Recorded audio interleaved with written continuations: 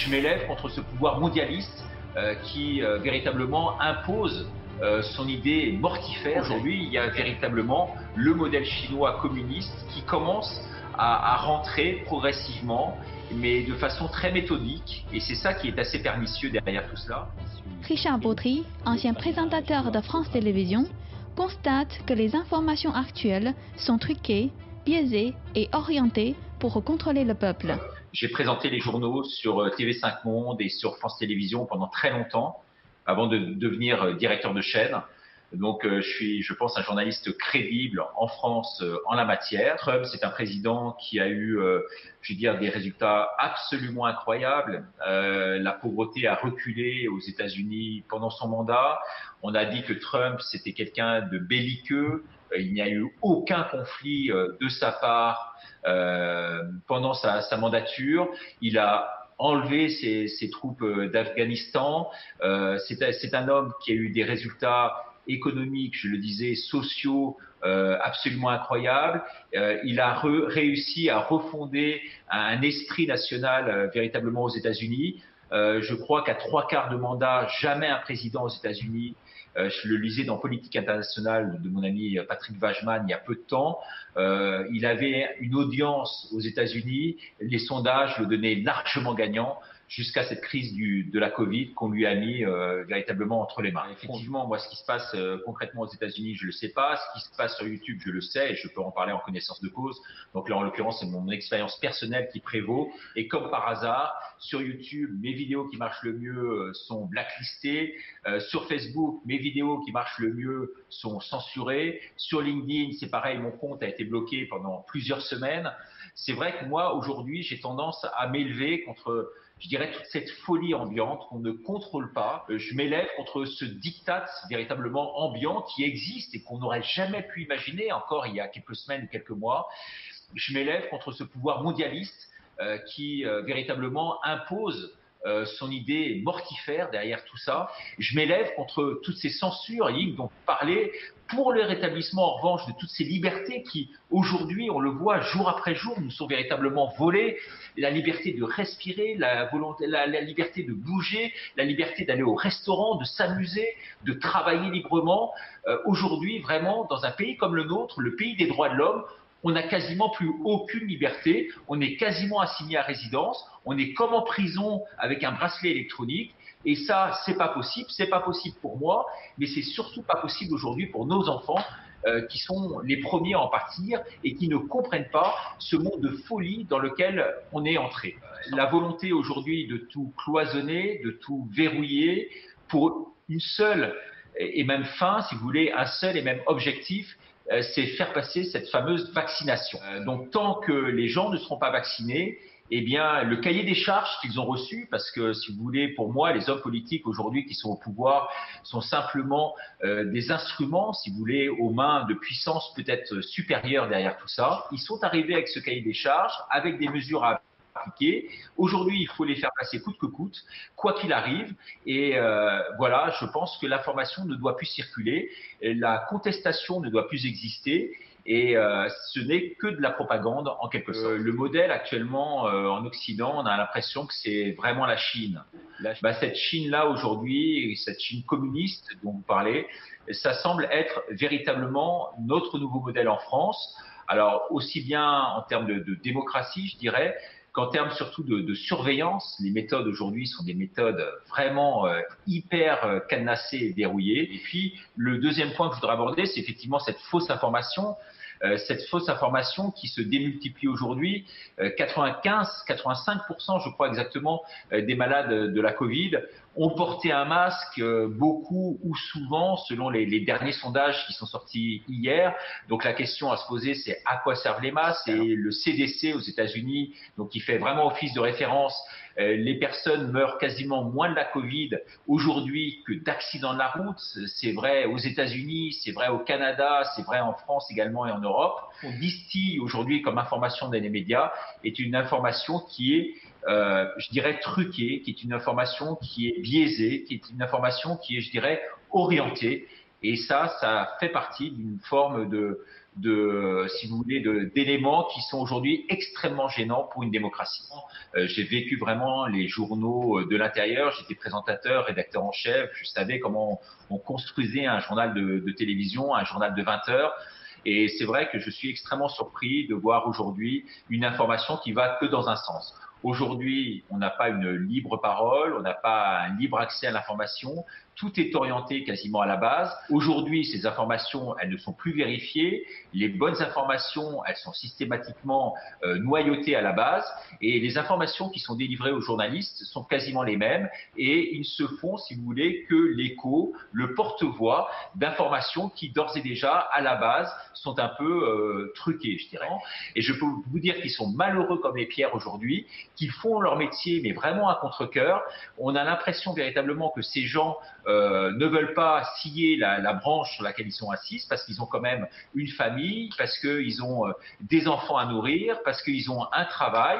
Alors, ils vont dans cette logique-là, ils suivent cette logique-là, mais je peux vous dire que fondamentalement et intérieurement, le soir quand ils se couchent et qu'ils font le bilan de la journée, je suis pas sûr qu'ils dorment vraiment très très bien. En France, c'est vrai que quand vous regardez les patrons de presse en France, de la grande presse, celle qui détient ce qu'on appelle les mainstream, ce sont tous, pour ainsi dire, et quasiment tous, de près ou de loin, des copains du président de la République, si vous voulez.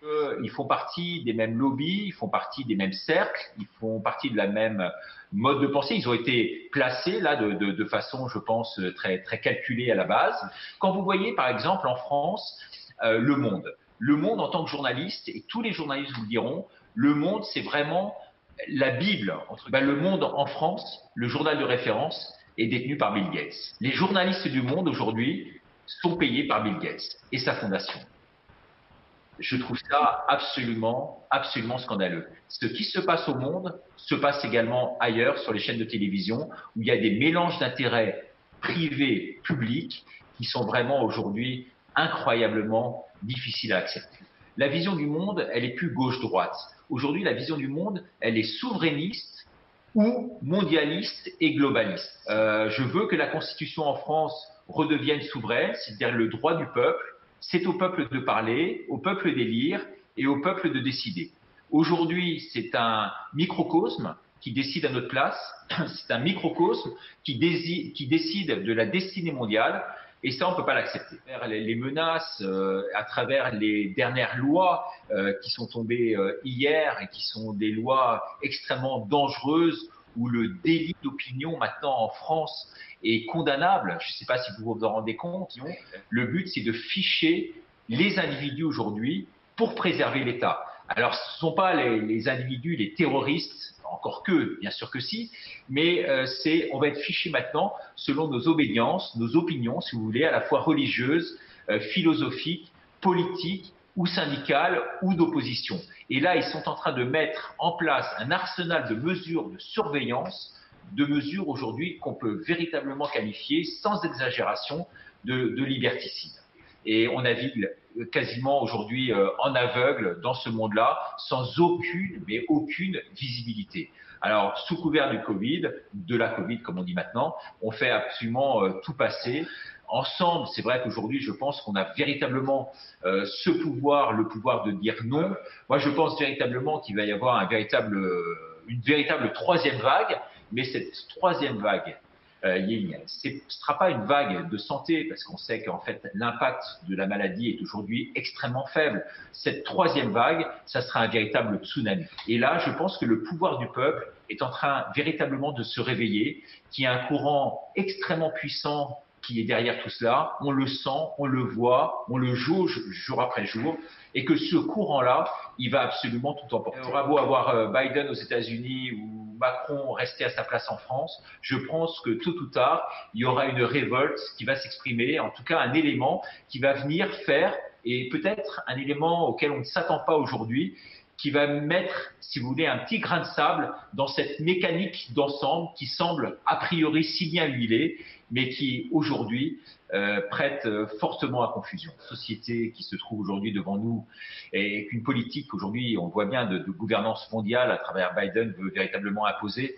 Alors concrètement, qu'est-ce que cela veut dire tout cela? Eh bien, c'est que Aujourd'hui, on va se retrouver devant un système où tout ce qui est, si vous voulez, données, tous ces recueils de données vont être récoltés par l'intelligence artificielle. Elles pourront permettre tout et n'importe quoi, comme la vérification d'autorisation d'accès pour les vaccinés. Aujourd'hui, on le voit dans tous les lieux publics, professionnels, l'identification de toutes sortes d'infractions, de quelle nature qu'elles soient, l'infraction à conduite par exemple, la mémorisation, je dirais, de tous nos déplacements également, l'identification de toutes ces personnes que l'on voit, que l'on rencontre, le calcul du temps de travail, du temps de présence quelque part, l'analyse de toutes vos interactions familiales, la surveillance de l'activité également de vos enfants, l'analyse de toutes les activités privées, dormir, lire, pourquoi pas même arriver à un jour jusqu'à des données encore plus intimes et personnelles, vous voyez ce que je veux dire, l'analyse de situation, est-ce que vous êtes en repos, est-ce que vous êtes en activité, voilà, l'analyse du comportement, est-ce que vous effectuez des gestes brusques, est-ce que vous avez une activité sportive, voilà, bref, la mémorisation à travers tout ce système qui est aujourd'hui mis en place, la mémorisation en fait de ce qu'on pourrait appeler toutes vos habitudes. Et je pense que là, c'est extrêmement dangereux et on arrive dans un système coercitif véritablement d'importance que l'on voit apparaître sous nos yeux jour après jour et qui vraiment aujourd'hui fait peur, quoi. Et pour ma famille, je prie pour mes 5 enfants, je prie pour une nouvelle société aujourd'hui, je prie pour que les choses changent, si vous voulez. Je prie pas nominativement pour quelqu'un, je prie pour que la société change, je prie pour qu'aujourd'hui on puisse sortir de, je veux dire, cette guerre, employer un mot utilisé par Macron, une guerre aujourd'hui qui n'a finalement pas d'ennemi, une guerre qui n'arrive pas à identifier l'ennemi, une guerre entre nous, une guerre aujourd'hui, si vous voulez, tout est en train de se fermer, toutes les portes sont en train de se fermer. Les portes familiales, on le voit aujourd'hui, il y a incroyablement un nombre incroyable de divorces. Il y a aujourd'hui des murs qui se dressent dans les familles elles-mêmes, entre des grands-parents, des petits-enfants, des parents et autres. Aujourd'hui, les gens, l'information ne circule plus, l'amour ne circule pas. Donc moi, je prie effectivement pour que cet amour que Dieu nous a donné soit restauré aujourd'hui. Effectivement, tuer la religion, c'est ce qu'on est en train de faire déjà depuis un certain temps en France. Cette religion qui n'existe plus. On tue également derrière toutes les valeurs qui en découlent.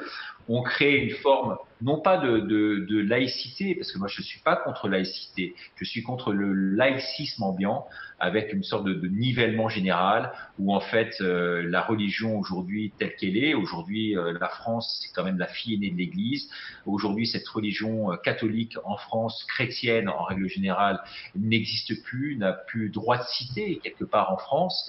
Vous parliez de la culture, j'ai reçu moi ce matin ici quelqu'un qui était très très haut placé au niveau de la culture, qui dit qu'ils s'en prennent, et on le voit du reste à travers les mesures prises aujourd'hui de coercition à la culture, et c'est pas pour rien. Donc effectivement, tout ce que vous nous dites sur la Chine est en train d'arriver quelques années plus tard, maintenant ici en France. Avant, on disait que tout ce qui venait des États-Unis arrivait en France 10 ans plus tard. Maintenant, on le voit que tout ce qui se passe en Chine, se trame en Chine, existe en Chine, arrive ici. Je pense que la prochaine étape, vous la connaissez, eh bien, ça va être sur l'iPhone, la nécessité de pouvoir se plugger pour aller faire ses courses, pour pouvoir prendre l'avion, pour pouvoir circuler, pour pouvoir rentrer dans les lieux publics.